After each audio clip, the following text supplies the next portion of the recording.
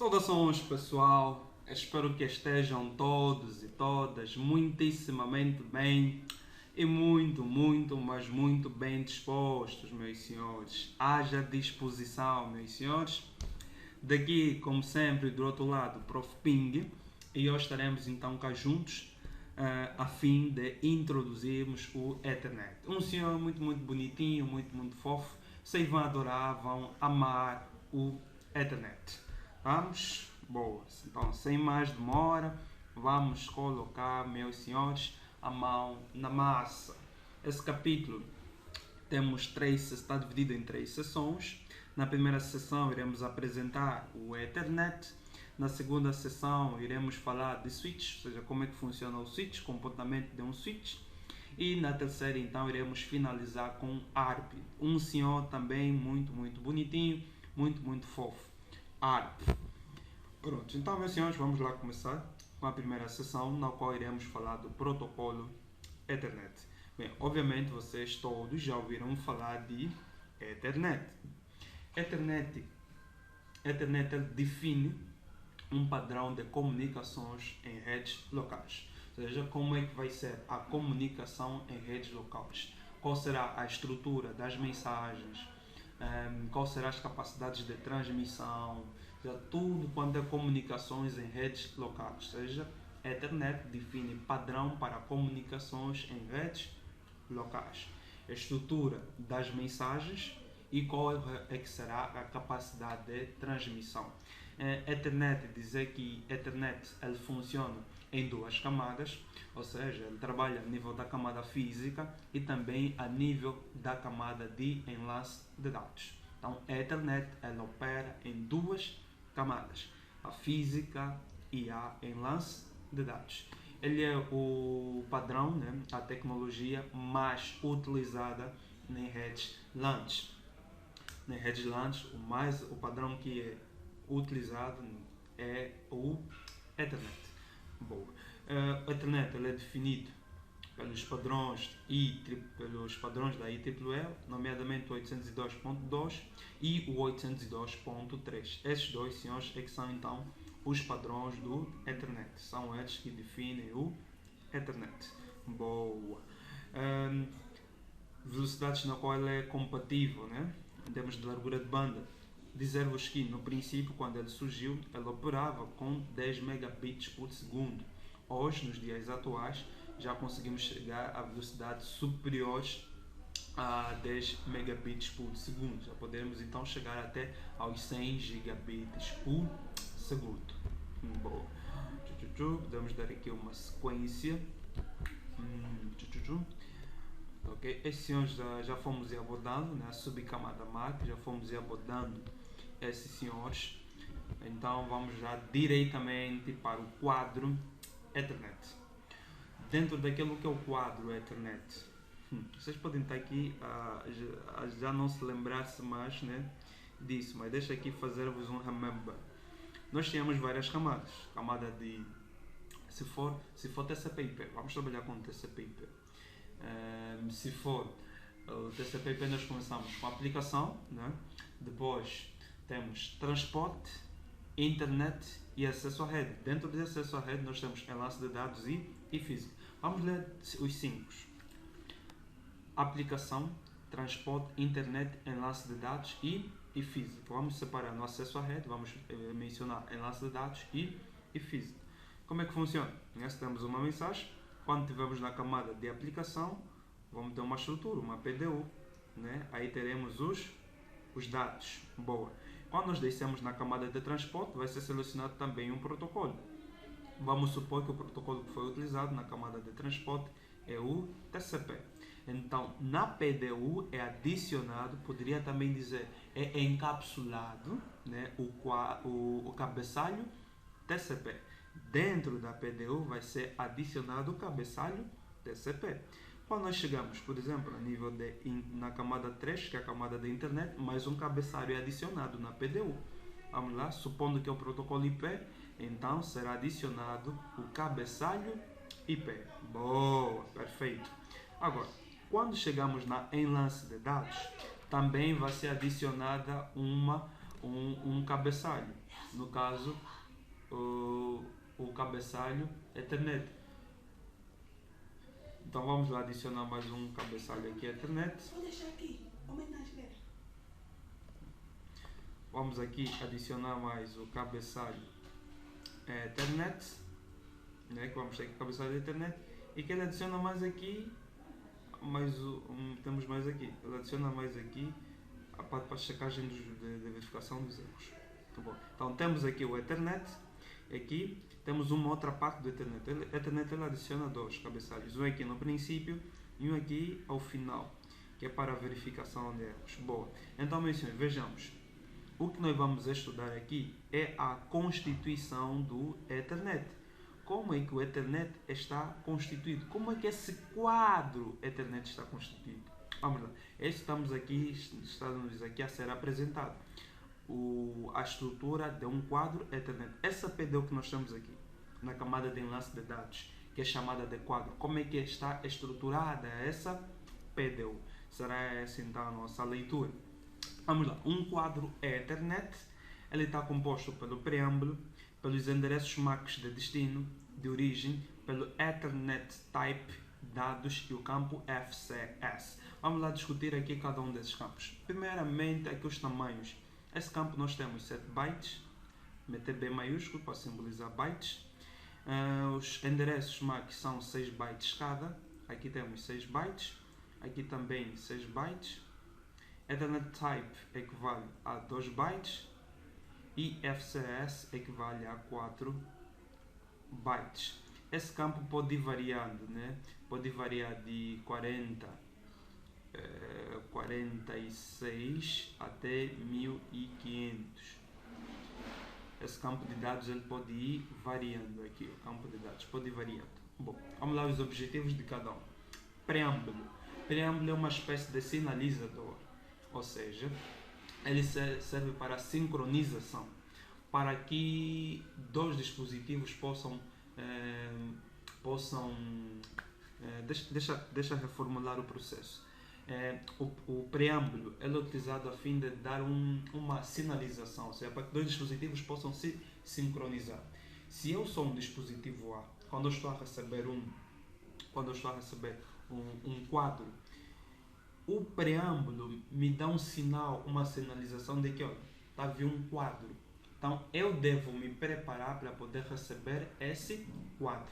Então o preâmbulo ele serve para a sincronização, para preparar o remitente para receber o quadro. Ou seja, essa é a função do preâmbulo, para a sincronização e para preparar o remitente para poder receber um quadro.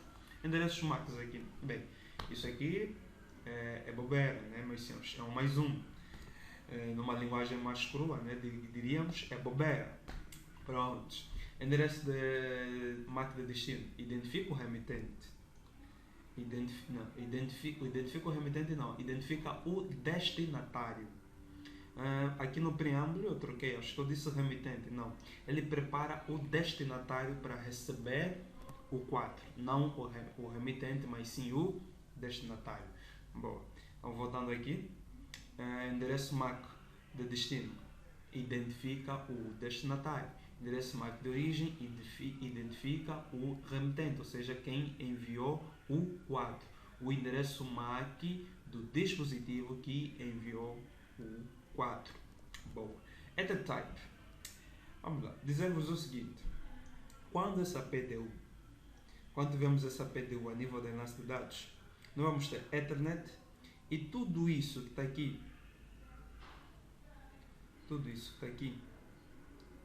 ou seja, tudo quanto é informação da camada superior, que é tudo isso que está aqui, é visto como sendo dados.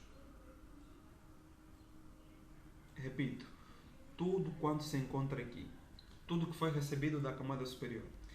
Vamos lá. Nós estamos na camada de enlace de dados. Então, antes da enlace de dados, temos rede, transporte e aplicação. Aplicação, transporte e rede e internet, né? No caso é TCP/IP, internet, elas irão montar uma PDU. Toda essa informação que está vindo das camadas superiores, quando nós chegamos aqui na enlace de dados, é vista como sendo dados. E o Ethernet adiciona então mais um cabeçalho, mais dois, né? Um cabeçalho aqui ao princípio e umzinho aqui ao final. Então temos então aí os nossos dados. Os dados é tudo quanto está vindo da camada superior. Então temos tudo que está vindo da camada superior, que é dados. Temos depois então aqui Ethernet. Bom, o campo Ethernet Type, ele define o tipo de protocolo que está a ser utilizado. Em outras palavras, também poderíamos dizer o protocolo da camada superior. Vejam que nós estamos no enlace de dados, que é a camada 2.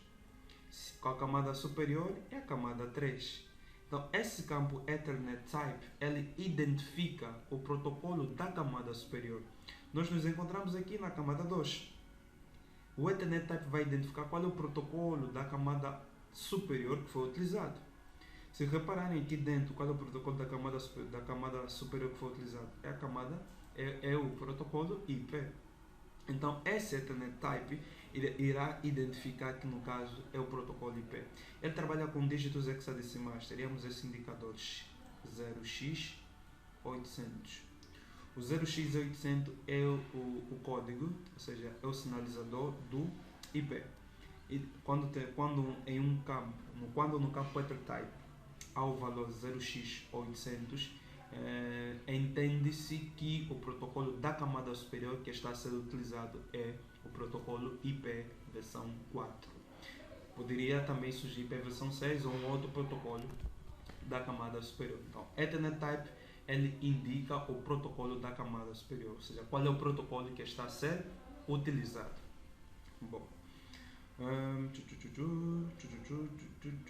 ok, bom, temos Ethernet Type, né, que identifica o protocolo da camada superior. Depois temos os dados. Os dados é tudo isso que está aqui, meus senhores. Tudo quanto foi recebido da camada superior. Tudo que foi recebido da camada superior estará aqui na parte dos dados. Informações do cabeçalho IP, do cabeçalho TCP e dos dados, os três estarão dentro dos dados. Que é isso que temos aqui. Depois então temos o FCS, que é esse que aparece aqui ao final. O FCS, que faz parte também aqui do cabeçalho do quadro Ethernet, o FCS ele é utilizado para verificação de erros. Nós utilizamos o FCS para verificação de erros. É utilizado o algoritmo de CRC. O algoritmo de CRC. Vamos lá, como é que isso funciona? Imaginem que vocês têm aqui um PC e têm aqui um outro PC. Vocês enviaram um quadro. Esse PC, antes dele enviar o quadro, ele realiza o cálculo de CRC. Vamos lá, vamos supor que o cálculo de CRC que ele executou no quadro deu 1, 2, 3. Imaginem isso. Prontos. Que o cálculo do CRC deu 1, 2, 3. Então, ele pega nesse resultado que gerado pelo algoritmo de CRC, né? O algoritmo de CRC faz um cálculo no quadro, ele encontra esse valor, 1, 2, 3. Esse valor 1, 2, 3 é inserido no campo FCS. O campo FCS fica então com o valor 1, 2, 3 e o quadro é enviado para o destinatário. Esse destinatário, quando ele receber o quadro, ele vai fazer também o cálculo do CRC. Ele executa também o algoritmo de CRC. Vamos supor que o valor que ele gerou, o algoritmo de CRC aqui, foi 1, 3, 4. Gerou 1, 3, 4. O que ele vai fazer agora? Vai comparar. Qual é o valor do FCS aqui no quadro? 1, 2, 3, que foi inserido aqui. 1, 2, 3. Qual é o meu valor que eu encontrei para o CRC para esse quadro? 1, 3, 4. Como os valores são diferentes, entende-se que há um erro no quadro. Esse quadro tem erros. Se o valor de FCS que está no quadro for diferente que o valor calculado aqui pelo CRC no destinatário, então entende-se que o quadro tem erros. Há erros no quadro. Então é assim que se determina então os erros nos quadros. Então o campo de FCS ele é utilizado para verificação de erros. Para tal, ele executa o algoritmo de CRC.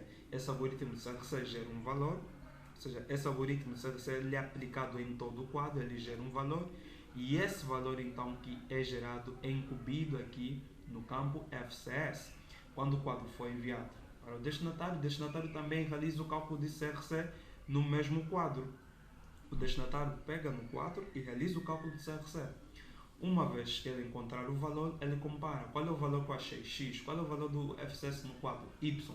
Se os valores são diferentes, há erro. Se os valores forem iguais, não há erro no quadro. Bom, então vamos lá resumir. Preâmbulo, sinalizador, para preparar o destinatário, né, para receber um quadro. Endereço de marca de destino, identifica quem é o destinatário. Endereço de marca de origem, identifica quem é a nossa origem. Ethernet Type, identifica o protocolo da camada superior. Dados, possui informação de tudo que está vindo da camada superior. Toda a PDU que veio aí da camada superior, nomeadamente aplicação, transporte e internet. Toda a informação que veio dessas três camadas superior, tudo estará na parte dos dados. E FCS, que é utilizado para verificação de erros. Para tal, ele executa o algoritmo de CRC. Bom, vamos lá falar aqui um pouco dos tamanhos. Temos o preâmbulo, que é de 7 bytes, né? Os endereços MAC, cada um deles possui 6 bytes. Ethernet Type são 2 bytes. E por cá, e por cá, where is?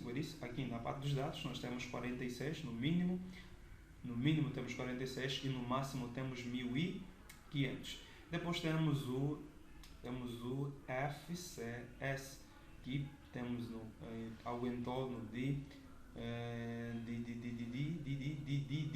4 temos aí algo em torno de 4 bytes. Bom, falar aqui dos tamanhos máximos. Bom, quanto aos tamanhos máximos,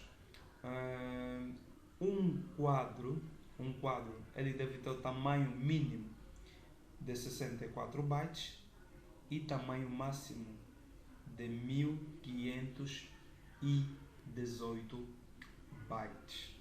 Meus senhores, again, um quadro deve ter o tamanho mínimo de 64 bytes e o tamanho máximo de 1518 bytes. Esse é um quadro. Um quadro deve ter esses tamanhos como mínimo e tamanhos como máximo. Vamos lá por cá.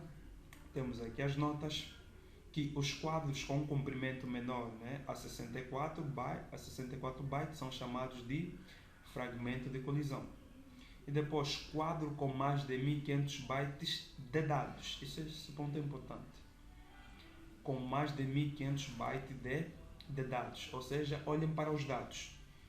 Se o vosso quadro aqui na parte dos dados, se ele tiver um tamanho superior a 1500, tá vendo? 1500 bytes de dados.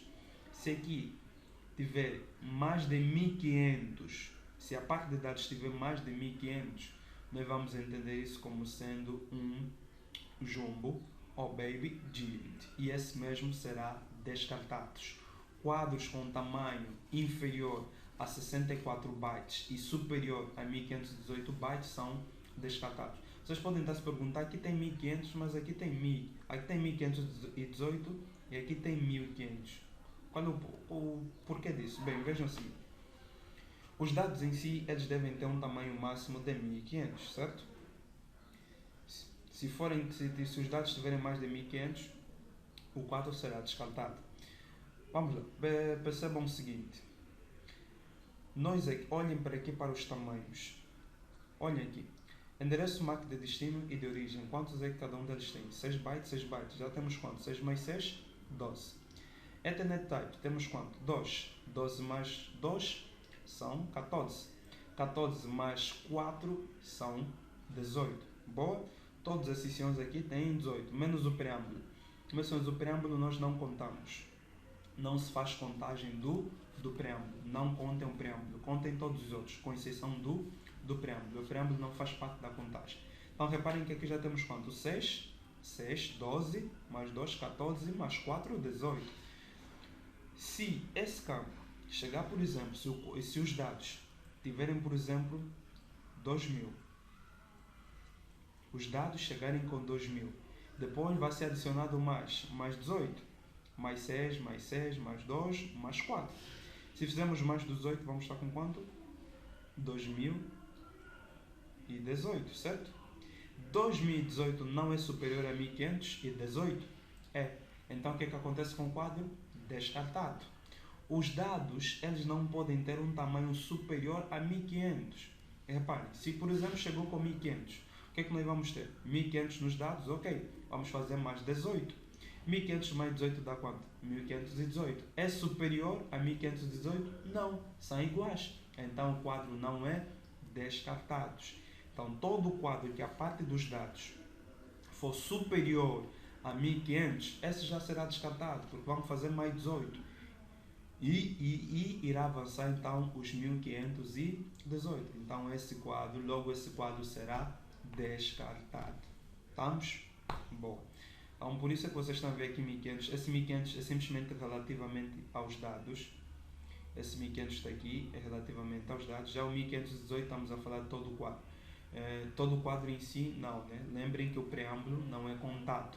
Quando estamos a falar do tamanho de um quadro, o preâmbulo não é contado. Contamos todos menos o preâmbulo. Meus senhores, são questões que podem vos sair, algumas questões podem sair-vos na prova, no caso, podem perguntar-vos, eu já tive isso na prova de certificação, na minha prova de certificação de CCNA. A questão era, se não me engano, era entre o menor ou o maior. Por exemplo, podem perguntar-vos qual é o nome a um quadro com um tamanho inferior a 64 bytes. Quadros com tamanho inferior a 64 bytes são chamados de fragmento de colisão ou quadros desprezíveis. Então vocês teriam que marcar uma dessas duas opções. Se aparecesse fragmento de colisão, marcava o fragmento de colisão. Se aparecesse quadro desprezível, marcariam aí no caso né, quadro desprezível. E como é que são chamados os quadros com tamanho na parte dos dados, né, cujos dados são superior a 1500? Aí são chamados de jumbo ou baby G. É importante isso, meus senhores. Pode vos sair numa prova uma questão relativamente a esses names. Não esqueçam que quadros com tamanho inferior a 64 bytes são descartados e quadros com tamanho superior a 1518 também são descartados. Ou seja, tamanho mínimo 64, tamanho máximo 1518. Bem, vamos aqui introduzir os endereços MACs. Deixa eu voltar aqui. Vamos trabalhar aqui no Paint. Vamos lá. Vamos apagar tudo quanto está cá. Bom, vamos lá.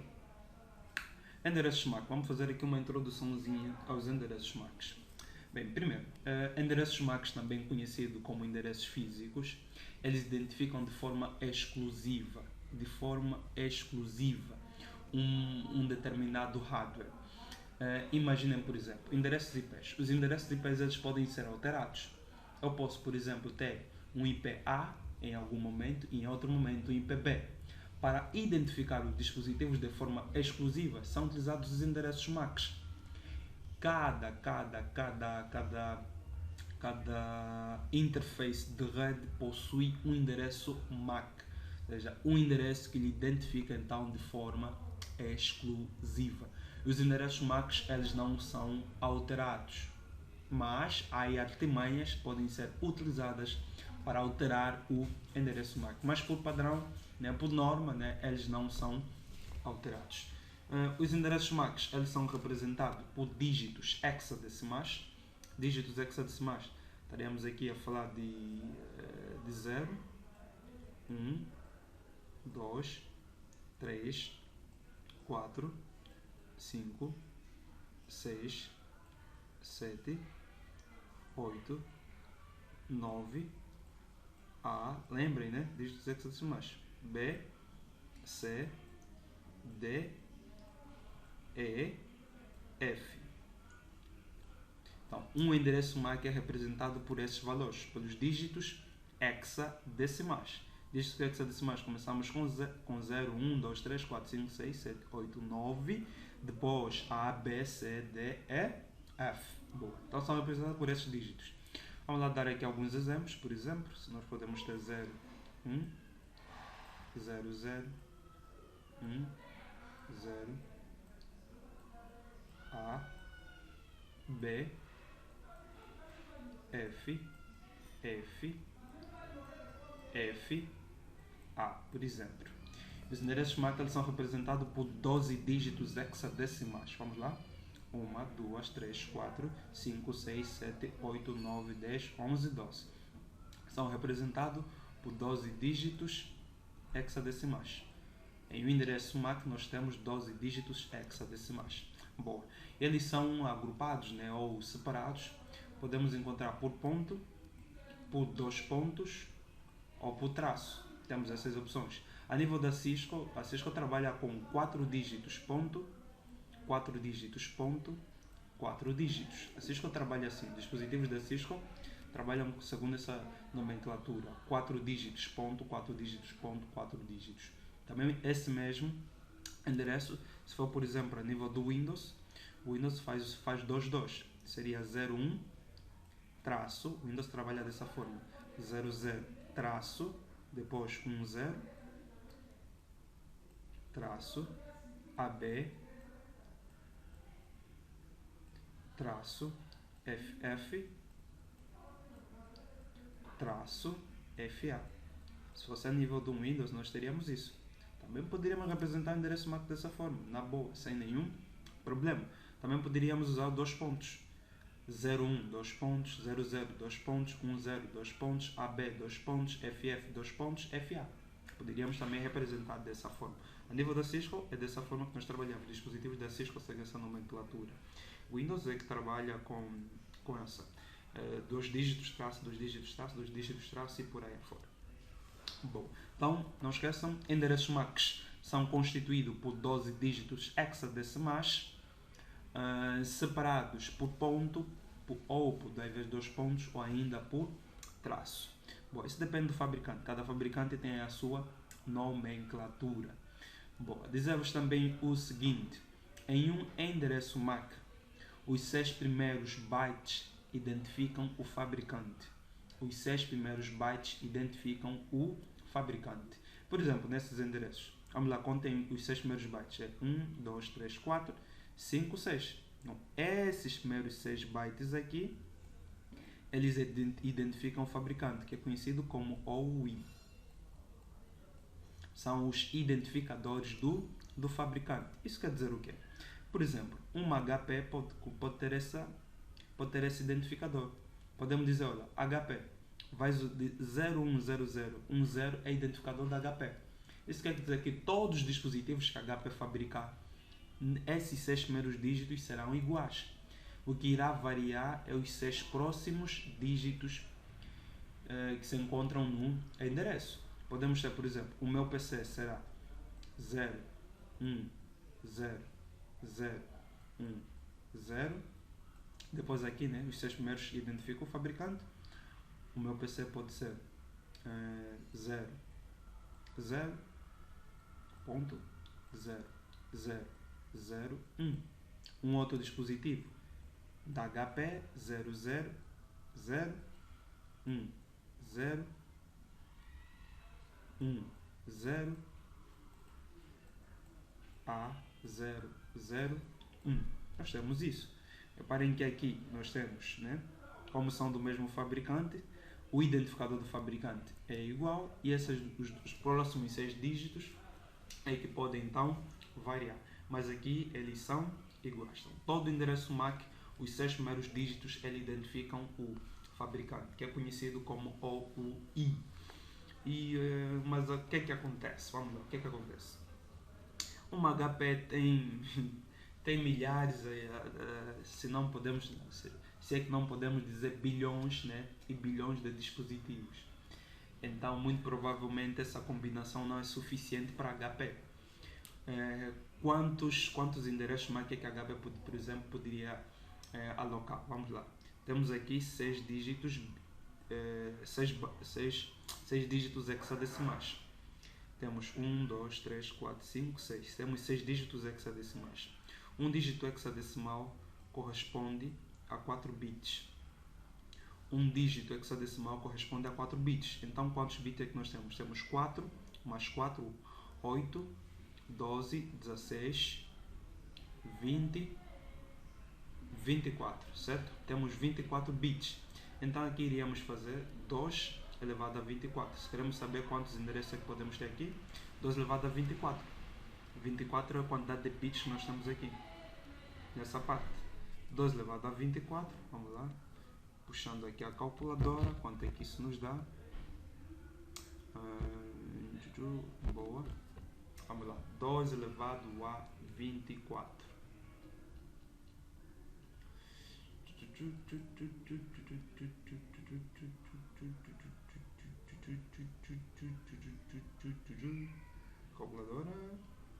Calculadora. Boa, tá aqui. Vamos lá. 2 elevado a 24. 2 elevado a 24. Quanto é que nos dá?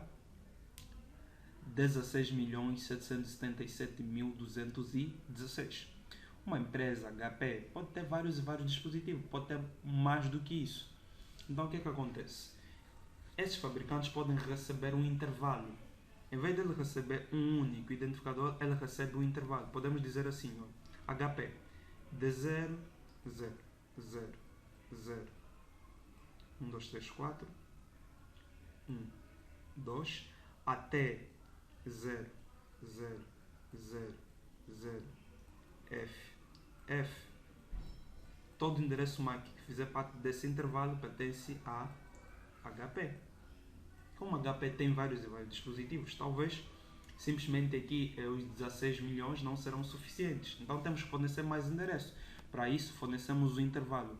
Dissemos, olha, HP vai sair de 00000 até 000FF. Todos esses endereços que estiverem nessa faixa pertencem a HP.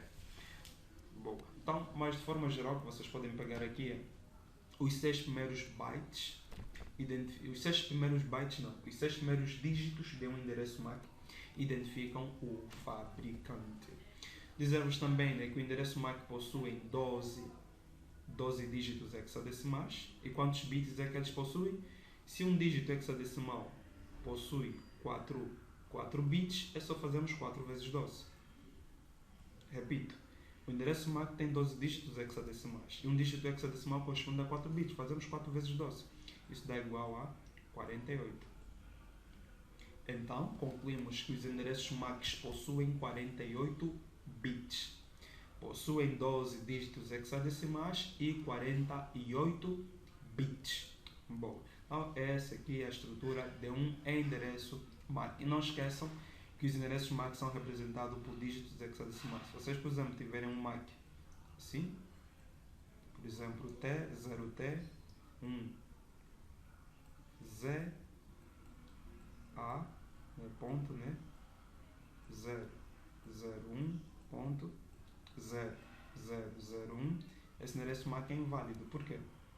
Porque o T e o Z não fazem parte dos dígitos hexadecimais. Então ele é inválido. Bom, vamos lá dar aqui sequência. Vamos voltar e prosseguir.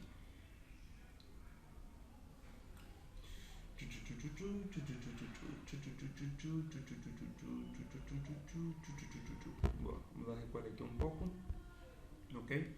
Aqui, né, os dígitos hexadecimais de 0 até 9, depois A, B, C, D. Bom, aquilo que eu vos dizia, que os 6 primeiros dígitos do endereço MAC pertencem ao fabricante, ou seja, identificam o fabricante. Também poderíamos dizer os 3 primeiros bytes. Está aqui, né? Que os 3 primeiros bytes identificam o fabricante, que são os primeiros 48, os primeiros 24 bits. Estes 3 primeiros bytes que vocês estão a ver aqui são os 6 primeiros dígitos hexadecimais. Estamos? São os 6 primeiros dígitos hexadecimais. Vejam, por exemplo, aqui. Vamos lá, bytes, né? Vimos que um dígito hexadecimal possui quantos bytes? Um dígito hexadecimal corresponde a 8 bits. Um dígito hexadecimal possui 8 bits. 8 bits não, 4 bits. Um dígito hexadecimal corresponde a 4 bits. Então, se aqui são 4 bits, 4 bits, os dois aqui formam quanto? 1 byte. Vocês aprenderam que um byte é composto por 8 bits. Se esse que está aqui, deixa eu chamar aqui a minha caneta. Se esse que está aqui é um dígito hexadecimal e um dígito hexadecimal corresponde a 4 bits, então temos 4 bits, 4 bits. 4 bits mais 4 bits formam 8 bits. E 8 bits equivale a quantos bytes? 1 byte. Aqui também é 8 bits, 8 bits. Então por isso é que vocês estão a ver aqui os 3 primeiros bytes. 1 byte, 1 byte, 1 byte. Os 3 primeiros bytes. Que também, né, diríamos que são os 6 primeiros dígitos hexadecimais. Também poderíamos dizer os primeiros 24 bits, que identificam então o fabricante. Poderíamos, por exemplo, identificar o fabricante Cisco. E os 6 próximos dígitos hexadecimais é que identificam então de forma exclusiva um determinado hardware, uma determinada placa de um determinado fabricante. Bom, essa parte que identifica o fabricante é conhecido, né, como OUI, Organizationality Unique Identifier. Bom, vamos aqui avançar. Bem, vamos lá. Vamos falar dos endereços MAC. Está aqui a representação, né? Podemos usar o traço, 2 pontos, ou como a Cisco trabalha, com 4 dígitos, ponto, 4 dígitos, pontos. Bom, vamos falar dos endereços MAC de Unicast, Multicast e Broadcast. Vamos lá, MAC de Unicast. MAC de Unicast é quando nós temos no endereço, no caso, MAC de destino. Se o endereço MAC de destino for um MAC do tal destinatário, aí nós vamos chamar de MAC Unicast, ou seja, estamos com um endereço MAC de Unicast. Quando estamos a apontar para um único dispositivo, vemos isso a nível do capítulo 1 ou 3, falha-me aqui se foi no capítulo 1 ou no capítulo 3, que nós temos quantas opções de envio, né? Nós temos Unicast, Multicast e Broadcast. Unicast é quando é 1 para 1, Multicast é quando é 1 para um grupo específico, Broadcast é quando é 1 para todos. Então, se vocês estão a mandar uma mensagem para apenas um único dispositivo, nós aí teríamos o endereço MAC de Unicast, quando estamos a mandar para um dispositivo específico. Bom, vocês podem ver aqui um exemplo. Por exemplo, estamos aqui nesse PC e queremos enviar uma mensagem para esse onde está aqui. Bom, vejam quem seria então o nosso MAC de destino. O nosso MAC de destino seria o 00, né? 07 E9 42 AC28. Aqui temos uma divisão. Deixa eu dividir aqui. Essa é a origem, esse é o destino, aliás. Esse é o destino e aqui é o MAC de origem. Tem uma divisão aqui que ele não aplicou. Tá bem, está aqui abaixo. O MAC de destino e o MAC de origem. Quem será o nosso destino? O MAC do nosso dispositivo aqui, o destinatário. Colocamos aqui como MAC de destino. Bem, na verdade nós não colocamos, né? Tudo isso é inserido de forma automática. Pronto. Broadcast. Meus senhores, um endereço MAC de broadcast, todos os dígitos são simbolizados com F. Se vocês tiverem um endereço MAC que todos os dígitos estão simbolizados com F, meus senhores, é um endereço MAC de broadcast. Todo endereço MAC, se vocês têm um endereço MAC e todos os dígitos estão marcados com F, é porque é um endereço MAC de broadcast. Isso quer dizer o quê? Que vai para todos os dispositivos da rede. Quando nós temos uma mensagem cujo endereço MAC é FFFFFFF, essa mensagem será enviada para todos os dispositivos na rede. Por último, o multicast. O multicast tem aqui vocês vão olhar nos 6 primeiros dígitos. Se os 6 primeiros dígitos aqui, os 6 primeiros dígitos hexadecimais forem 01005E, é o endereço MAC da multicast. Again, meus senhores, sempre que vocês tiverem um endereço cujos 6 primeiros dígitos hexadecimais no endereço MAC corresponder a 01005E, não importa o que vem depois, mas se antes corresponder a esses senhores que estão aqui, é porque é o endereço de multicast. A nível do IP, aqui é a nível do endereço MAC, a nível do IP, Se for IPv4 temos isso. De 224.0.0 até 239.255.255.255. Se for a nível de IPv6, é sinalizado por esse senhor. FF0Z com /8. Aí no caso, então, meus senhores, nós temos endereços IPs para multicast. Aqui é para IPv6 e aqui é para IPv4. Bom, vamos lá. Avançar. Bom, vamos lá falar aqui do funcionamento, né, de um switch. Como é que um switch funciona? Vamos lá. Vamos voltar aqui para o Paint.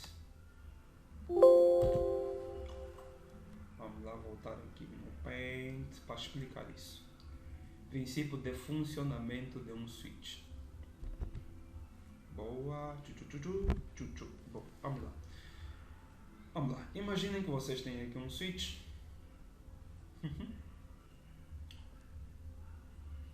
Deixa eu eliminar isso, voltar a colocar. Imaginem que vocês têm aqui um switch conectado aqui um PC,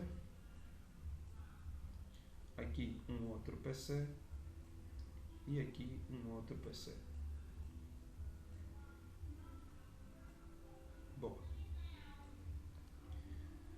aqui é uma fast 0, aqui é uma fast 1 e essa interface é uma fast 2. Imaginem que o MAC aqui seja AB, vou abreviar os endereços MAC, né? Os endereços MAC são 12 dígitos, mas estou a abreviar só para 2. AB, aqui AC e aqui AD. Imaginem isso. Okay. Aqui é o PC1, esse é o PC2 e esse é o PC3. Bom, então o MAC, repito, né? Os endereços MAC foram abreviados simplesmente para 2 dígitos. PC1 MAC AB, PC2 MAC AC, PC3 MAC AD. Se porventura PC1 pretende enviar uma mensagem para o PC2, o fluxo deveria ser assim, né? Entra pela face 0 e sai pela face 0/1. Mas o que está por detrás disso? O que é que faz com que esse pacote seja recebido por esse e seja encaminhado pela face 0/1? O que é que está por detrás disso? O que é que faz? O que é que torna isso possível? Pensamos, os switches possuem algo que é chamada de tabela de endereços MAC, também conhecida como CAN. Tabela de endereços MAC ou CAN. Essa tabela de endereços MAC, ela possui, vou colocar simplesmente aqui duas colunas, que é o endereço MAC e a porta. Elas vinculam o endereço MAC com uma determinada porta. Por exemplo, aqui nessa tabela de endereços MAC, né, que é conhecida também como CAN, nós poderíamos ter o seguinte: olha, face 0, o MAC, né, é AD, podemos ter a seguinte informação: AD fast 1. O que é que isso quer dizer? Sempre que esse switch receber um quadro, ele vai analisar o MAC de destino. Consulta se o MAC de destino, se há alguma correspondência do MAC de destino na tabela. Ele pergunta, qual é o MAC de destino? AD, ok? Corresponde com essa linha. Como corresponde com esse MAC, o que é que o switch faz? Encaminha o quadro pela interface face 0/1. Então o quadro sai pela face 0/1. Então é esse o processo. Bem, meus senhores, vamos lá ser então mais detalhistas. Vamos lá. Primeiro, meus senhores, antes de tudo, switches tomam decisões com base nos endereços MAC de destino. Não esqueçam isso pode vir sair na prova. Podem perguntar-vos que critério ou qual é o elemento que um switch utiliza para poder encaminhar um quadro.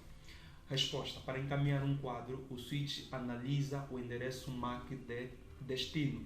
Switches tomam decisões de encaminhamento com base nos endereços MAC de destino. Roteadores tomam decisões com base nos endereços IP de destino. É sempre endereço de destino, nunca é de origem. Quando seja um switch, seja um roteador, se pretende tomar decisões de encaminhamento, nunca é selecionado o IP o endereço de origem, é sempre o endereço de destino. Se for switch, endereço MAC de destino. Se for roteador, endereço IP de destino. Então, switches tomam decisões com base nos endereços MAC de destino. Ok. Uma vez que ele já tem então o endereço MAC de destino, o que é que ele precisa fazer? Precisa consultar uma tabela. Essa tabela é conhecida como tabela de endereços MAC ou também conhecida como CAN. O sítio vai na tabela de endereços MAC e pergunta, ou seja, realiza uma busca do tal endereço MAC de destino. Se o endereço MAC de destino corresponder a uma das entradas da tabela de endereços MAC, o sítio encaminha pela interface específica. Se não existir nenhuma correspondência desse MAC de destino na tabela de endereços MAC, se por exemplo o sítio recebeu um quadro cujo MAC de destino é por exemplo aqui, deixa eu puxar aqui o pincel, AC, por exemplo. O sítio recebeu um quadro cujo MAC de destino é AC. Ele consulta aqui na tabela. Há aqui alguma correspondência para o destino AC? Não, não temos nada. Então o que é que o sítio faz? Broadcast. Tecnicamente nós diríamos flooding. Encaminha para todas as portas, exceto pela porta de entrada. Bom, vamos lá. Meus senhores, vamos lá explicar isso. Deixa-me explicar-vos aqui um processo para que vocês entendam bem aqui o funcionamento do switch. Vamos lá. PC1 quer enviar uma mensagem para o PC2. Quem será o MAC de origem do quadro? O MAC de origem do quadro será o AB. Quem será o MAC de destino? O MAC do PC2, que no caso é o AC. AB, MAC de origem, AC, MAC de destino. PC1 quer comunicar-se com o PC2. MAC de origem, AB, MAC de destino, AC. Ok. Vamos lá. PC1 então envia. O fluxo vem por aqui, certo? Sempre que um quadro está a entrar em uma interface, acontece o registro na tabela de endereços MAC. Sempre que em uma porta do switch está a ser recebido um quadro, acontece o registro na tabela de endereços MAC. Que interface é essa? Face 0/1. Então aqui vamos lá, face 0/1. Face 0/1, não. É o hábito, né? Eu simplesmente coloquei face 0. Face 0. Mas na verdade seria face 0/1, face 0/2 iria. Mas pronto, no nosso exemplo, face 0. Na face 0, ok. Qual é o MAC de origem desse quadro que está a ser recebido na face 0? A face 0 aqui, o quadro que está a entrar, qual é o MAC de origem? AB. Então ele pega aqui e diz, olha, AB. Então sempre que em uma porta está a ser recebida um quadro, acontece um registro. Um registro é feito. Porta face 0 fica associada com o MAC AB. Por que o MAC AB? Porque é o MAC de origem. Quando é para registrar na tabela de endereços MAC, trabalha-se com MAC de origem. Quando é para registrar na tabela de endereços MAC, trabalha-se com o endereço MAC de origem do quadro. Essa interface face 0 está a receber um quadro, logo que o quadro está a entrar, acontece um registro na tabela de endereços MAC. Está a entrar na face 0, qual é o MAC de origem do quadro? AB. Então colocamos aqui AB. Boa. O switch então recebe o quadro, ok? Tem um quadro, e o switch consulta o MAC de destino. Qual é o MAC de destino do quadro? O MAC de destino do quadro é AC. Esse switch na sua tabela de endereços MAC. Há alguma correspondência para o MAC AC? Olha aqui a tabela de endereços MAC do switch. Há alguma correspondência aqui para o MAC AC? Só temos MAC AB, não temos MAC AC. Como esse switch não conhece esse MAC de destino, o que é que o switch faz? Flooding. Encaminha a mensagem para aqui e para aqui. Ou seja, encaminha para todos, exceto pela porta de entrada. Como esse quadro recebemos pela face 0, então ele já não é encaminhado mais pela face 0, simplesmente pela face 1 e pela face 2. Esse é o flooding.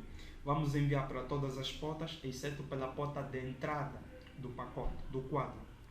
O quadro foi recebido pela face 0, então já não mais enviado na face 0, simplesmente pela face 1 e pela face 2. Bom, esses dois senhores aqui, PC3 aqui, PC3 é AD, ele não é AC.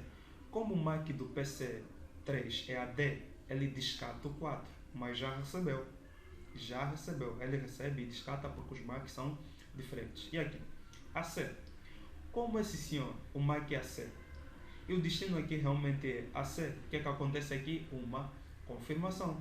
Esse PC então vai fazer o quê? Ele confirma, diz, oh, sim, essa mensagem é para mim, porque eu sou o AC. O nosso destino não é AC? Sim. PC2 é quem? AC. Então ele entende que é para ele e diz, ok, sim, essa mensagem é para mim. E ele então envia uma resposta. Quando o PC2 estiver a fazer a responder, quem vai ser a origem? A origem será AC. E quem será o destino? O destino será o AB. Ou seja, os papéis são invertidos. PC2 agora é a nossa origem e PC1 é o destinatário. PC2 recebeu uma mensagem do PC1. Então, PC1 vai ser o nosso destinatário e PC2 será a nossa origem, porque o PC2 agora está a responder à mensagem do PC1. Vejam novamente, certo? Quando essa mensagem de resposta estiver a entrar na face 0/1, sempre que estamos a entrar, o que é que acontece? Registro. Vamos lá, face 0/1. Quem é o MAC de origem do quadro? O MAC de origem do quadro é o AC. Então, colocamos aqui na tabela AC. Aprendeu? Boa. O switch então recebe o quadro e ele processa aqui o MAC de destino. Qual é o MAC de destino do quadro? O MAC de destino do quadro é o AB, certo? O MAC de destino do quadro é o AB. O switch consulta na tabela de endereços MACs. O switch vai perguntar: há aqui alguma correspondência para o AB na tabela de endereços MACs, ou também conhecida como CAN? Reparem que há, não está aqui AB, o destino é AB, e aqui na tabela de endereços MACs temos AB. E na tabela de endereços MAC diz do quê? Que o AB deve ser encaminhado por qual interface? Face 0. Como o switch já conhece esse senhor, ele já não faz mais flooding, já não encaminha para todas as interfaces. Ele simplesmente faz o quê? Unicast. Ele encaminha o tráfego diretamente para a face 0, ou seja, esse quadro é encaminhado diretamente para a interface face 0. É assim que o switch então funciona. Vamos lá. Em um outro momento, por exemplo, depois disso, PC1 está enviando novamente uma mensagem para o PC2. Repito, PC1 está enviando novamente uma mensagem para o PC2. O que é que vamos ter aqui? Vamos lá. Quem é a origem? AB. Quem é o destino? AC. O quadro entra, né, vem. Quando chega nessa interface, deveria registrar, certo? Mas ele não registra. Por que ele não registra? Porque já conhece a origem. Quem é a origem? AB.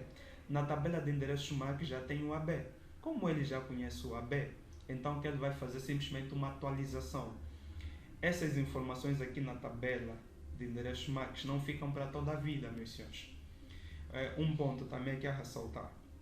Essas informações, a tabela de endereços MAC, as suas informações ficam na memória RAM. Isso quer dizer que se nós reiniciar o dispositivo, tudo isso é perdido. A tabela será resetada. Bom, por outra, essas informações na tabela de endereços MAC não ficam aqui para toda a vida. Elas só ficam aqui por no máximo 5, por padrão, né? 5 minutos. Essas informações aqui, essas correspondências, essas entradas na tabela de endereços MAC, elas só ficam no máximo por 5 minutos. Isso quer dizer o quê? Se, por exemplo, numa segunda vez, fizemos a primeira vez, né, que aprendeu, numa segunda vez o PC1 quer mandar uma mensagem para o PC2. Se já passou, por exemplo, 3 minutos, quer dizer que essa entrada só ficou já com 2 minutos, que é para poder ser eliminada da tabela. Vamos lá. PC1 está enviando uma mensagem para o PC2. O tráfego que está aqui está entrando na face 0/0. Como está a entrar? Ele vem aqui, vê, olha, tem já correspondência. Se tem correspondência, já não insere. Se já existe uma correspondência na tabela, o que ele vai fazer simplesmente é atualizar o time. Qual é o time? 2 minutos. Ele vai fazer mais 5. Adiciona mais 5 no time. Então, quer dizer que essa entrada agora fica com quanto? Com 7. Já não é feito o registro, porque essa origem do pacote, quem é a origem aqui do pacote é a B. A B já está registrado. Como a B já está registrado, ele simplesmente atualiza o tempo, faz mais 5 no tempo. Se, por exemplo, durante 5 minutos, na porta face 0, se durante 5 minutos na face 0 não for recebido nenhum quadro, essa linha será removida da tabela. Again, meus senhores, se durante 5 minutos não for enviado, não for recebido nenhum quadro na face de 0, essa linha será removida da tabela. Ou seja, o seu time que é de 5 minutos expirou. Então, é removido da tabela. Bom, pronto. Então, vamos lá supor que não expirou, estava com 2. Quando o tráfego tiver a entrar na face 0, vai ser adicionado mais 5, então ele fica com 7. O switch recebe então aqui o quadro. O switch vai perguntar quem é o MAC de destino. O MAC de destino é o AC. Boa. Agora faz uma consulta na tabela de endereços MACs. Alguma correspondência aqui para o MAC AC? Sim. Está aqui o AC. Há uma correspondência. Como há uma correspondência, ele não faz o flooding, não faz o broadcast. Simplesmente envia para a interface face 0/1, que é essa que aparece aqui. Então, aqui a comunicação fica unicast. A mensagem é diretamente encaminhada para a porta face 0/1, ou seja, vai diretamente para o PC2. Então, meus senhores, é esse o funcionamento de um switch. É dessa forma que um switch funciona. Não esqueça. Switches tomam decisões com base nos endereços MACs de destino. Os roteadores tomam decisões com base nos endereços IP de destino. Deixa-me só molhar aqui rapidamente a garganta.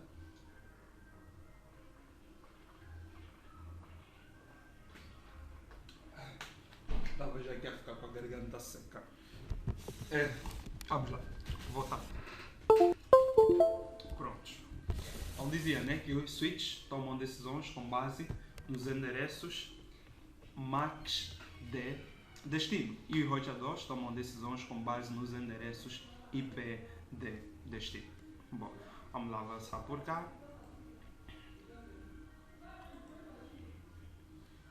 Ok. Então, vamos lá. Bem, isso tudo é no fundo que eu fui explicando aqui, né? O princípio de funcionamento de um switch. Tem um vídeo que vocês poderão visualizar que é demonstrado. A Cisco tem aí um vídeo que vocês podem estar a visualizar isso. Bom, vamos falar aqui dos métodos de encaminhamento. Como é que um switch encaminha os quadros? Bem, nos métodos de encaminhamento nós temos aqui, são 3. Deixa eu ver se os 3 aparecem aqui.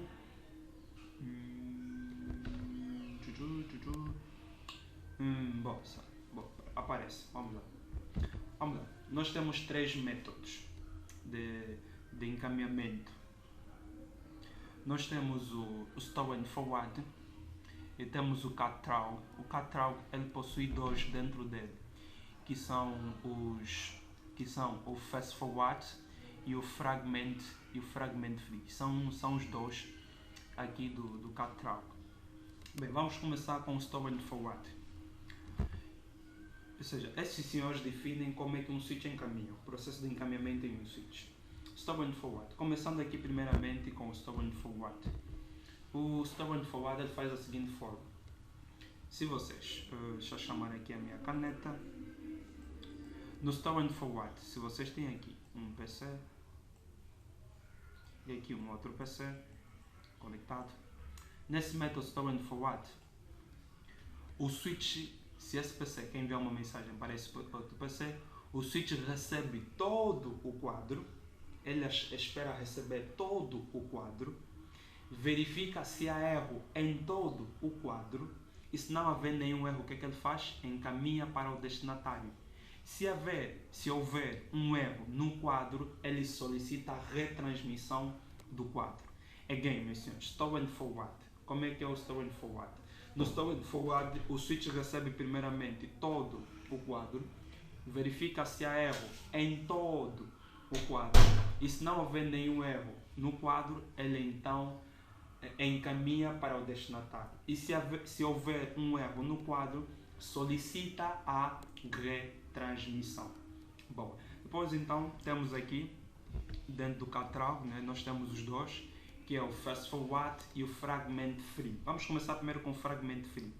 O Fragment Free, se for Fragment Free, no Fragment Free, o switch primeiro recebe, ele só espera os primeiros 64 bytes. Já não recebe todo o quadro, mas sim os primeiros 64 bytes. verifica se há erro nos primeiros 64 bytes. Se há um erro nos primeiros 64 bytes, solicita a retransmissão, e se não houver nenhum erro nos primeiros 64 bytes, envie então para o destinatário os primeiros 64 bytes e todo o resto deverá faltar do quadro. Repito, o fragment free, ele analisa simplesmente os primeiros 64 bytes, ou seja, vamos lá supor que vocês têm 1000 bytes. São 1000 bytes de informação que está a ser enviada. Esse switch só espera primeiramente receber os primeiros 64 bytes. Ele recebe os primeiros 64 bytes, verifica se há erro nos primeiros 64 bytes. Se não houver nenhum erro nos primeiros 64 bytes, ele vai fazer o quê? Os primeiros 64 bytes, juntamente todos os bytes que tiverem que a faltar, né? Se nós remover aqui 64, né? Isso quanto é que fica? Ficamos com 6.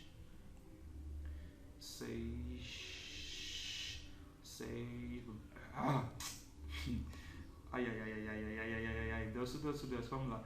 1000 menos 64. A vida não é só redes. 6, né? Vai 1. Aqui fica 7. Vamos lá, fica 7. 7 para 10. Não acredito que eu estou a fazer isso. 3 vai 1. Aqui 9. E baixamos 1. 1900. Não. Mas não, vamos lá. Não, isso não pode. Não. Vamos lá, menos 64. Vamos lá, 1000 menos 64. Vamos lá. 4 para 10, né? 4 para 10 dá 6. Vai 1, certo? vamos fazer aqui 7. 7 para 10. 7 para 10. 7 para 10 são 3. 7 para 10 são 3. Tínhamos, né? 1 aqui ficou 7. 7 vezes 10. Vai 1 aqui. 1 menos 1 aqui. Teremos 9. Depois 0. Bom, está aí então o nosso resultado. 936. Ai. Bom, vamos lá. Então, os 64 bytes que temos aqui, né? Mais os 64 bytes, mais os 936 bytes são enviados então para o nosso destinatário. Então, temos aqui 64 bytes, né? O fragment free. Se vocês têm 64 bytes de informação a serem enviados, o fragment free, ela analisa os primeiros 64 bytes, verifica se há erro nos primeiros 64 bytes. Se não houver nenhum erro, os primeiros 64 bytes e todo o resto, nesse exemplo, os 936 bytes que estão aqui em falta, todos eles são então encaminhados para o destinatário. E se haver um erro nos primeiros 64 bytes, ele solicita a retransmissão de todo o quadro. E o último, fast forward. O fast forward, quando estamos a trabalhar com fast forward, né? O switch ele não faz verificação de erro. Ele só se importa em receber os primeiros 48 bytes. Ou seja, importante para ele é ter leitura suficiente para poder ter o endereço MAC de destino. Bastar ele ter o endereço MAC de destino, ele começa a encaminhar. Nesse método, no fast forward, o switch espera simplesmente os primeiros 48 bytes. Uma vez que ele encontrar os primeiros 48 bytes, vamos lá, se for são 1000, né? Se teremos aqui os 48 bytes, ele pega nos primeiros 48 bytes, já consegue obter o endereço MAC de destino, consegue tomar decisões de encaminhamento. Os primeiros 48 bytes e todos os outros bytes são então diretamente encaminhados para o destinatário. Não há verificação de erro. Então, meus senhores, dizer que dentre esses três métodos, o mais lento é o Store and Forward, porque o Store and Forward recebe todo o quadro, verifica se há erro em todo o quadro, se não houver nenhum erro, encaminha para o destinatário, se houver algum erro, retransmite o quadro. Então, esse método é o mais lento de todos eles. O mais rápido é o Fast Forward. Por que é o mais rápido? Porque ele não faz verificação de erro. É receber os primeiros 48 bytes, depois é simplesmente começar a encaminhar. Não há perca aí de tempo com a verificação de erro, nem retransmissão dos quadros. Dentre os três, qual é o mais provável dos destinatários receberem quadros com erro? É o fast forward. No fast forward, os destinatários podem receber muitos quadros com erro. Por quê? Porque ele não faz a verificação dos erros. Então os quadros é muito provável que os quadros cheguem com erros quando está-se a trabalhar com o fast forward. Bom, e o fragment free ele é o intermediário, ou seja, fez um estudo e verificou-se que a maioria dos erros em redes aconteciam nos primeiros 64 bytes. Então esse método é o que vem por padrão ativado nos dispositivos, ou seja, o fragment free. Ele não é muito lento nem muito rápido, né? Já que a maioria dos erros acontece nos primeiros 64 bytes, então esse é o método que vem por padrão nos dispositivos, o fragment free. Falar aqui de buffer de memória. Bem, aqui temos o seguinte: quando SPC quer enviar uma mensagem para SPC, vamos lá supor tem quadros aqui que estão sendo enviados para SPC, o switch recebe os quadros. Antes de encaminhar, né, antes dele tomar decisões de encaminhamento, é preciso armazenar esses quadros em uma determinada zona. E essa zona é conhecida como buffer. Os quadros ficam temporariamente armazenados no buffer. Depois de ser decidido o processo, né, de encaminhamento, o mesmo quadro sai então do buffer e é encaminhado por uma interface. Então nós temos aqui duas formas de armazenamento no buffer. Temos o buffer por porta e o buffer compartilhado. Num buffer por porta, vamos lá supor que temos aqui um switch. Num buffer por porta, teremos, por exemplo, um conjunto aqui de quadros em filas, em uma fila, a esperarem para serem encaminhados nessa porta. Cada um deles é enviado por vez. Envio o primeiro na fila, depois o segundo, depois o terceiro, depois o quarto. Esse é um buffer por porta. Em cada porta aqui, teremos aqui um conjunto de quadros e vão estar em uma fila, aguardando então para serem encaminhados, um por vez. O primeiro a entrar é o último, o primeiro a entrar é o primeiro a sair, o último a entrar é o último a sair. Bom, esse é o buffer quando estamos a trabalhar com buffer baseado em porta. Se for compartilhado, no compartilhado não temos aqui acesso por porta, vamos ter aqui um conjunto de quadros, todos eles ficam aqui na mesma, ficam no buffer, e vão sendo então encaminhados nas portas específicas. Novamente vamos ter uma fila, só que essa fila já não é baseada aqui na porta, mas é uma fila para todo o dispositivo, ou seja, não é para uma porta específica. Então vão estar lá no buffer e eles vão ser então enviados, seja a memória aí é compartilhada por todas as portas. Full duplex, já vimos isso, né? Full duplex, half duplex. Full duplex pode enviar, pode receber de forma simultânea. Half duplex não pode receber e enviar simultaneamente. Se está enviando, pode receber, se está recebendo, não pode enviar. Se vocês tiverem dois switches, se uma extremidade for full duplex e a outra for half duplex, meus senhores, esse link vai ter um down. Esse link não estará funcional. Se vocês têm um link entre dois switches, para que ele fique apto, o modo de operação das portas deve ser o mesmo. Se aqui é full duplex, aqui também deve ser full. Se aqui é half duplex, aqui também deve ser half duplex. Não podem ser diferentes. Teremos aí uma incompatibilidade. Bom, falar também aqui do Auto MDX. Na verdade já dei também um cheirinho sobre esse senhor. O MDX, ele remove a preocupação quanto ao tipo de cabo, né? Se vai ser direito ou se vai ser cabo cruzado. Nós vimos que dispositivos iguais, né? Ou em palavras mais técnicas, dispositivos que operam na mesma camada, o tipo de cabo deve ser direito, e em camadas diferentes, dispositivos da mesma camada, né? Dois dispositivos que operam na mesma camada, o tipo de cabo deve ser cruzado. E dispositivos que operam em camadas diferentes, o tipo de cabo deve ser direito. Então o MDX ele remove essa preocupação, já não mais temos que nos preocupar com isso. Ele já cuida disso de forma automática. Você pode usar cabo, por exemplo, vejam aqui, temos dois switches, dispositivos da mesma camada 2, camada 2, deveria ser cabo cruzado, mas está a ser utilizado o cabo direito. O MDX ele vai já inverter aqui os pinos, os pares do par trançado, para tornar então possível a comunicação, ou seja, nós já não nos preocupamos mais com o tipo de cabo se vai ser direito ou cruzado. Nos dias atuais, a maioria das interfaces dos dispositivos já vem, as suas placas de rede já suportam o MDX. Então, nos dias de hoje, já não nos preocupamos muito com isso. Se é cabo para trançado direito ou se é cabo para trançado cruzado. Boa, vamos então finalizar aqui a última sessão, que é falar do ARP. Bem, meus senhores, o ARP é uma abreviação de Address Resolution Protocol. Vamos lá chamar aqui o nosso Paint.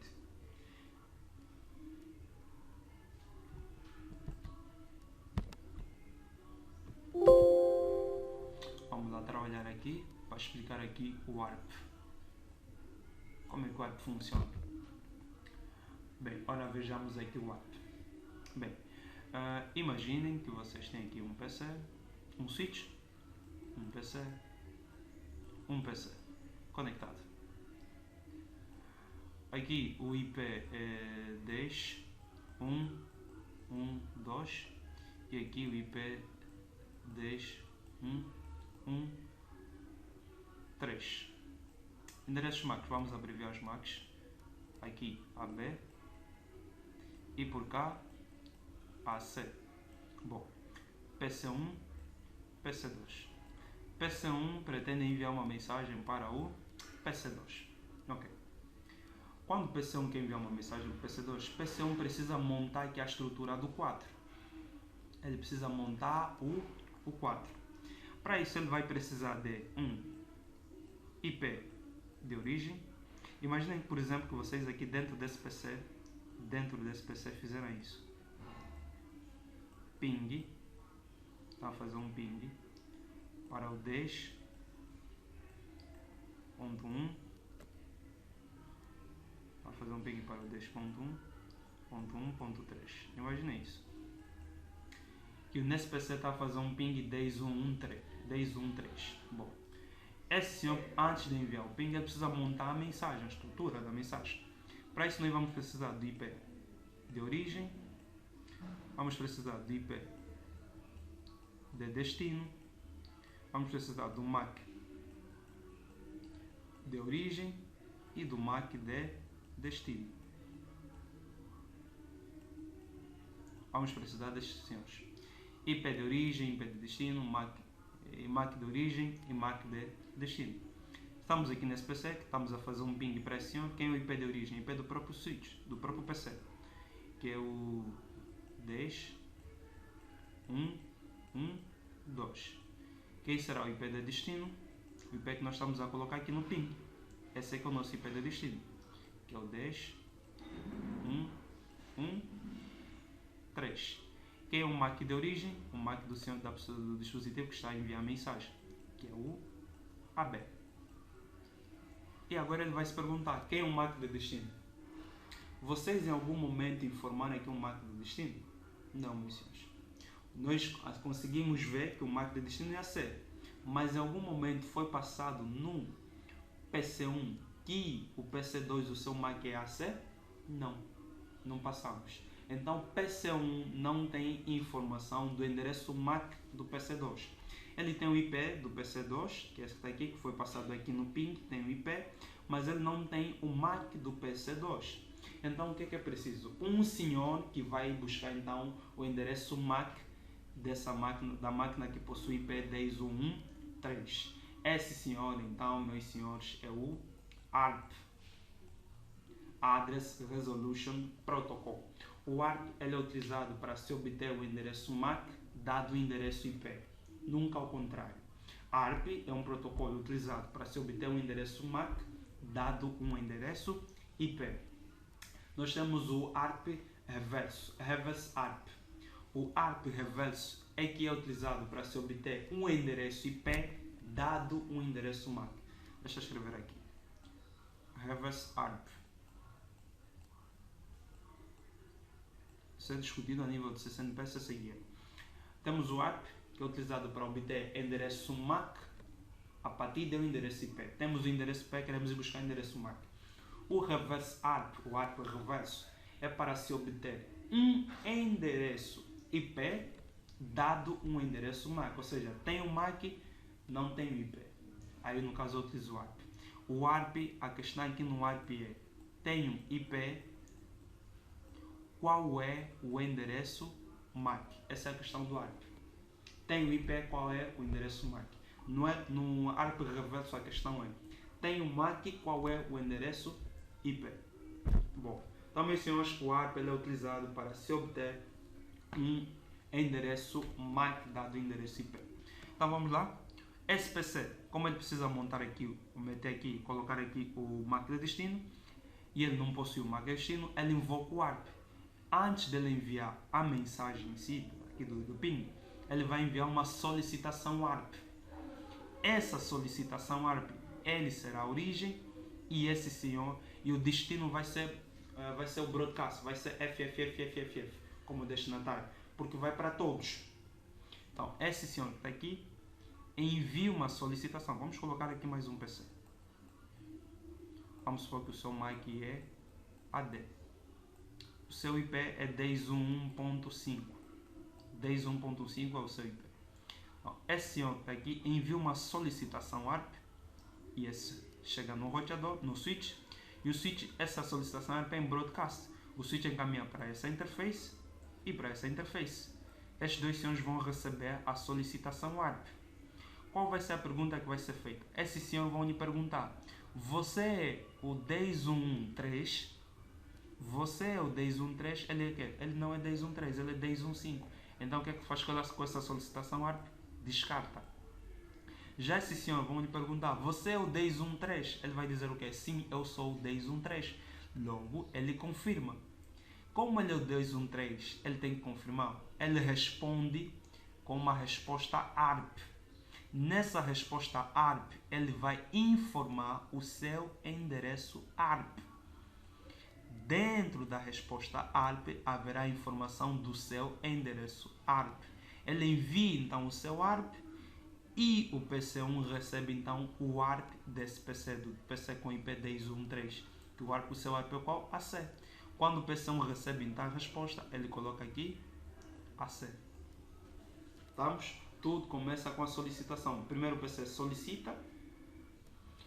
Isso vai ser, a mensagem vai ser em forma de broadcast, vai para todos. E o dispositivo cujo seu IP for esse que está aqui, que é o IP de destino, esse senhor aqui irá então responder à solicitação, envia então uma resposta. Esse é o princípio então de funcionamento do ARP.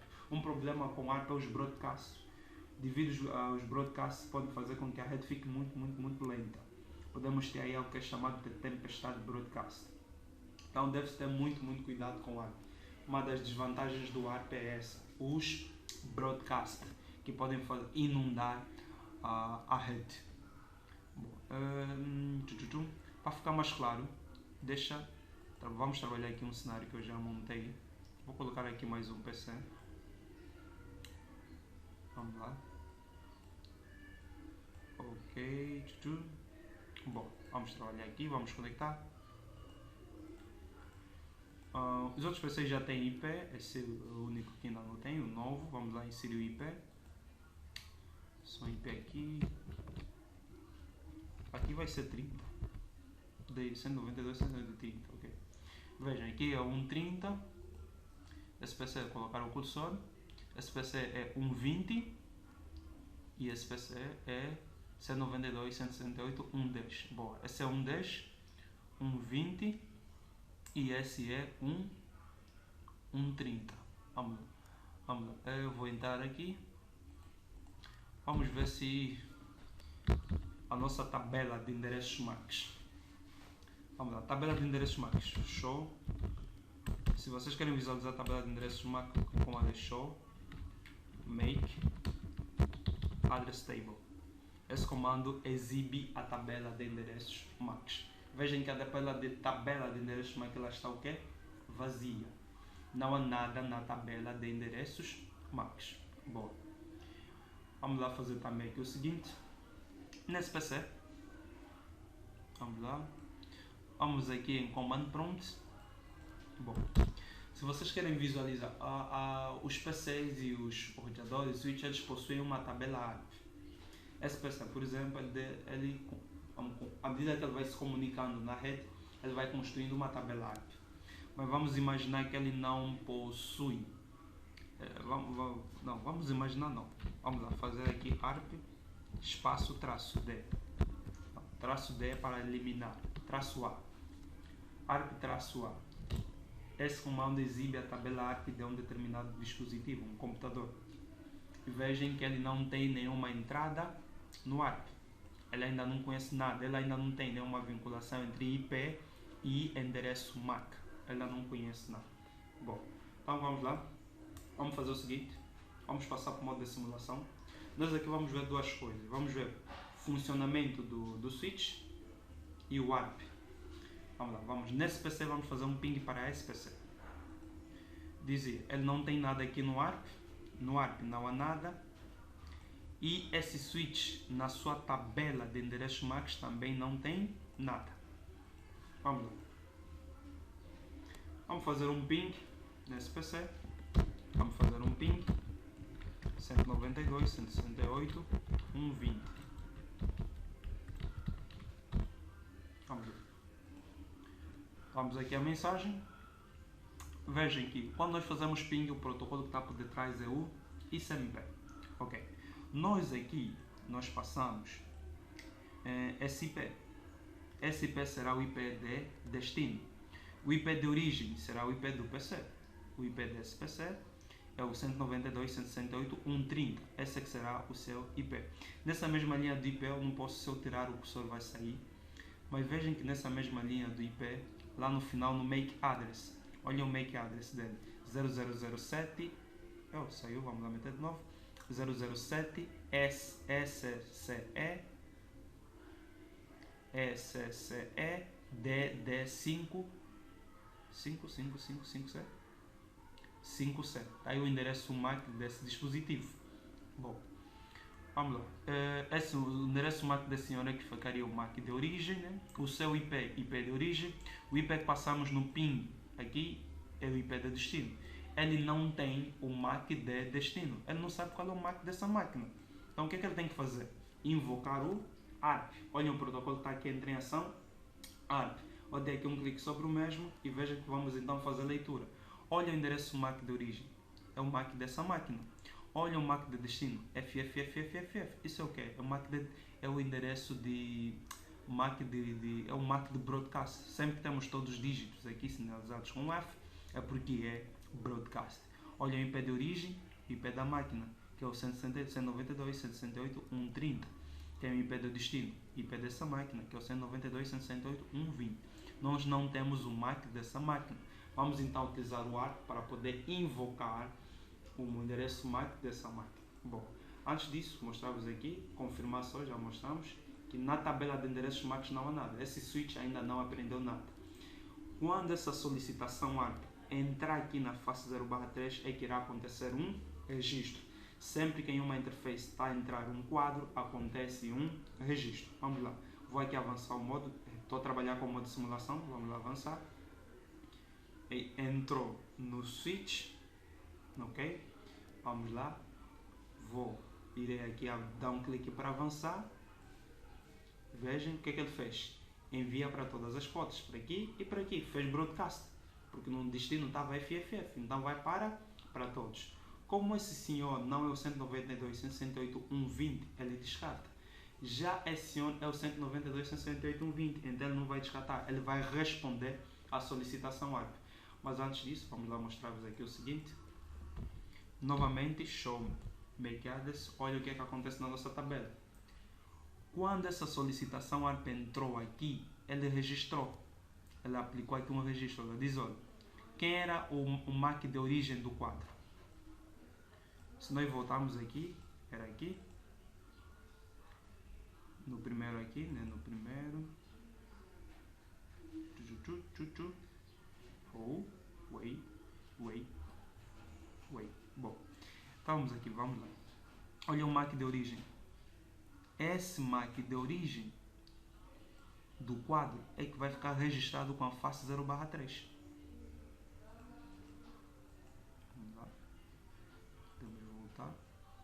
Vamos lá, voltar a ver aqui no switch. Vejam aqui no switch o endereço MAC que foi associado com a porta face 0/3. Então o switch já realizou aqui uma aprendizagem. Bom, vamos lá. Vou recolher um pouco o processo. Okay? Aqui é quando ele fez o broadcast, enviou para todos. Esse ano, como ele não é o 192.168.120, descarta. Já esse PC aqui, se eu colocar o cursor em cima do PC, reparem que é ele o 1.20. Então esse PC deve confirmar. Vamos lá. Vai enviar a resposta. Está a enviar a resposta. Vou clicar, vou dar aqui um clique sobre o pacote. E olhem as informações.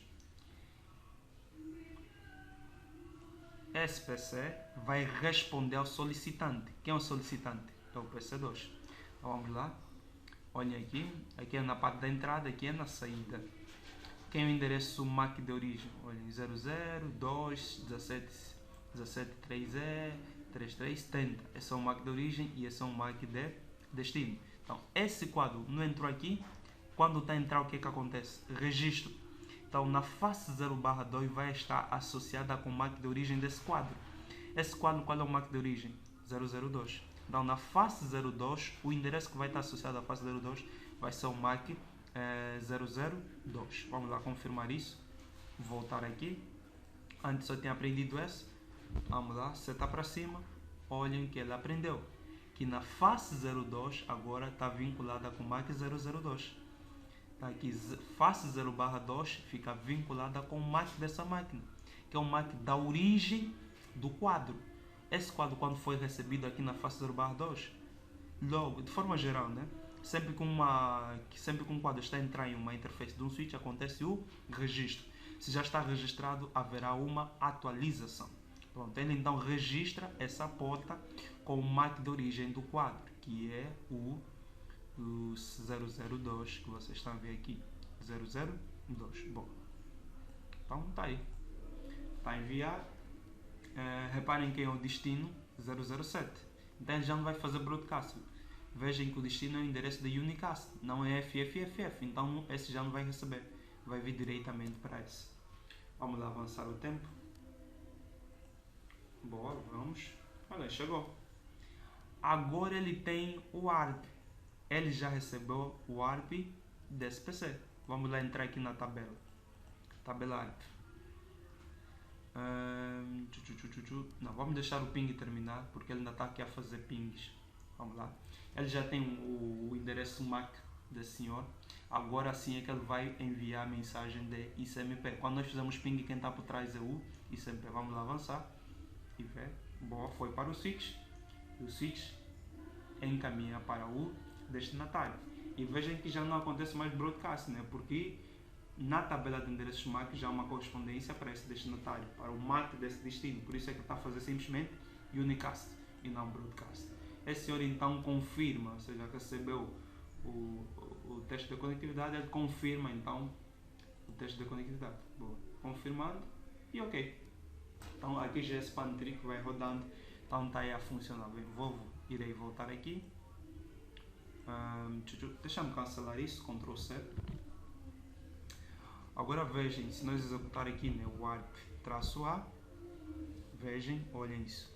192.120, olhem, 192.101.20 está associado com qual MAC? 002, que é o MAC dessa máquina, desse PC. Isso quer dizer que sempre que esse PC quer enviar uma mensagem para esse PC, ele vai consultar aqui a tabela ARP. Está aqui o endereço MAC de destino, está aqui o IP de destino e está aqui o MAC de destino. Então ele já não vai fazer mais o ARP, porque ele já conhece. Agora, deixa eu mostrar-vos, né? Vamos lá fazer o seguinte. Deixa-me primeiramente eliminar essas mensagens, vamos lá. Se nós, por exemplo, deixa eu tirar aqui um pacote, posso também fazer isso, olha, daqui para aqui, também posso fazer isso. Vou então avançar, veja. Se eu avançar, olhem, já não tem ARP, é diretamente o ICMP. Já não temos ARP, é diretamente aqui o ICMP, nada de ARP e sucesso na comunicação. Agora, se eu limpar aqui a tabela ARP,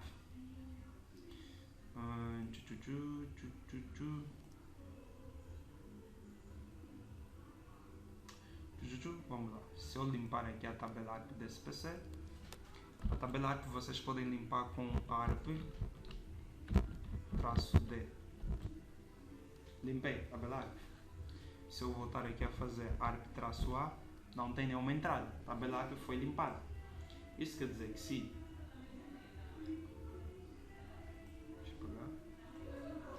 daqui para aqui, se nós enviarmos, olhem quem tem primeira ação, a ARP está a buscar primeiro o endereço MAC desse PC. Bom, vamos lá apagar. E se nós tirar, né? Novamente, como ele já conhece o endereço MAC, já não invoca o ARP, a comunicação é direita. Boa. E se for para esse PC, daqui para aqui, ele não tem o MAC desse PC, também irá invocar primeiramente o ARP. Uma vez que ele encontrou, né, já lhe respondeu aqui, passou o seu ARP, agora sim é que ele envia o ICMP. E se nós vimos aqui no PC, exibir a tabela ARP, vamos ver que já temos duas entradas para os dois PCs, para o PC 1.10 e para o PC 1.20. Então, meus senhores, é assim que funciona. É assim que funciona. Vamos lá. Bem, para finalizarmos por cá, falar de um senhor que é os ataques que podem acontecer aqui com o ARP. Esse é o funcionamento do ARP. Uma nota importante que eu já expliquei há algumas aulas atrás, que é o seguinte: se vocês têm uma origem e um destino, se ambos tiverem redes diferentes, o MAC de destino não será o MAC dessa máquina, mas sim o MAC do gateway. Olha, por exemplo, aqui o MAC do gateway aqui. O MAC do gateway aqui é esse senhor. O IP dessa interface, essa interface aqui, o seu IP que é o gateway. O MAC aqui dessa interface é 0000C. Então esse MAC é que fica como o MAC de destino, não esse. Quando a origem e destino está em redes diferentes, o MAC de destino é o MAC do gateway, não o MAC da máquina aqui. Bom, falar aqui então de alguns ataques que acontecem no ARP e como mitigar os mesmos. Vamos lá.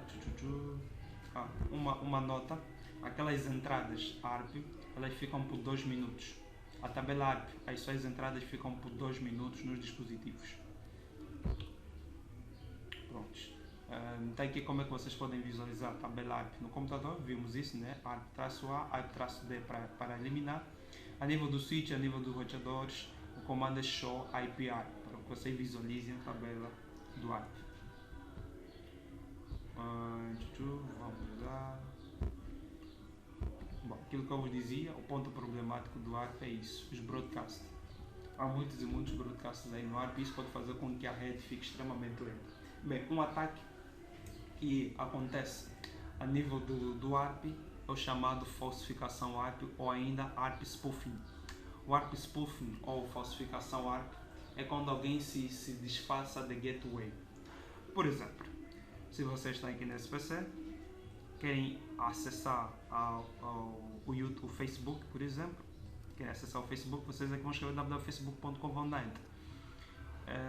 Vai acontecer aí tradução, facebook.com vai ser passado para o IP, vamos supor que o IP é esse. Hipoteticamente, o IP do Facebook é 1.1.1.1. Vamos lá. Okay. Então, esse senhor aqui vai determinar que ele e o Facebook estão em redes diferentes. Uma teoria em redes, meus senhores: sempre que um PC quer enviar uma mensagem e o destino encontra-se em uma outra rede, esse PC deve encaminhar a mensagem para o gateway. Esse PC deve enviar a mensagem para o gateway. O gateway desses PCs aqui, de todos os PCs, seria no caso o IP dessa interface. O IP dessa interface do roteador é que seria o gateway daqui, o gateway para aqui. Bom, então ele monta aí toda a estrutura, né? Quando precisar do endereço MAC do gateway, lembrem que se o destino tiver uma outra rede, o MAC do destino é o MAC do gateway. Então ele envia uma solicitação ARP para buscar o MAC do gateway. Envia aqui uma solicitação ARP. A solicitação ARP é em broadcast, quer dizer que vem para aqui, vai para aqui, vai para aqui. Essa corresponde, então essa envia a resposta. Ele tem então o MAC do gateway e envia então depois a mensagem, uma vez que tem terminada a mensagem. Bom, o que é que pode acontecer com o ARP spoofing? ARP spoofing é quando alguém se disfarça de gateway, quando alguém responde a solicitações do endereço MAC do gateway. Por exemplo, vocês aqui, esse PC, quando solicitar o MAC do gateway, quando essa mensagem chegar aqui, ela é em broadcast, quer dizer que vai para aqui, vai para aqui e vai para aqui. Esse senhor que está aqui, o invasor, pode responder essa solicitação ARP, dizer: olha, o gateway é o X. Por exemplo, ele diz: olha, o gateway SP que está aqui, o IP dele, que é o 192.168.150. Então o PCA vai ver que o gateway aqui desse PC é o MAC desse PC do invasor. Então, em vez dele enviar diretamente para aqui, que seria o gateway legítimo, ele envia todo o seu tráfego para o PC do invasor, porque o invasor está a se disfarçar de gateway. Se o invasor se disfarçar de gateway, sempre que o PCA quer enviar tráfego para fora da rede, esse tráfego será enviado para o invasor. E o invasor, então, uma vez que recebeu o vosso tráfego, pode começar a fazer cópias. Se ele tiver com um sniffer, né, de pacotes, pode começar a capturar as vossas informações, capturar senhas, ou seja, começar a fazer cópia das vossas informações. Para que vocês não consintam, ele pode fazer o seguinte: recebo, copio e depois envio para o gateway verdadeiro da rede, que é esse que está aqui. Esse senhor se disfarça de gateway, vocês lhe enviam todos os dados e ele depois reenvia para o gateway legítimo. Vocês então não consentem que há aí algum problema. Bom, então como é que pode se combater esse ataque a esse problema, o ARP spoofing? Podemos combater com DAI. Podemos combater com a chamada inspeção dinâmica do ARP, que é o DAI, inspeção dinâmica do ARP. Aí, com isso, então, temos a solução para mitigar esse tipo de ataque. Bem, a nível de CCNA Security, é abordado muito esses senhores, é explicado o problema e como resolver o problema. Então, meus senhores, é tudo quanto queria mostrar-vos no dia de hoje. Bye bye, fiquem todos muitíssimamente bem, espero que tenham compreendido. Vemo-nos então em uma próxima oportunidade. See you!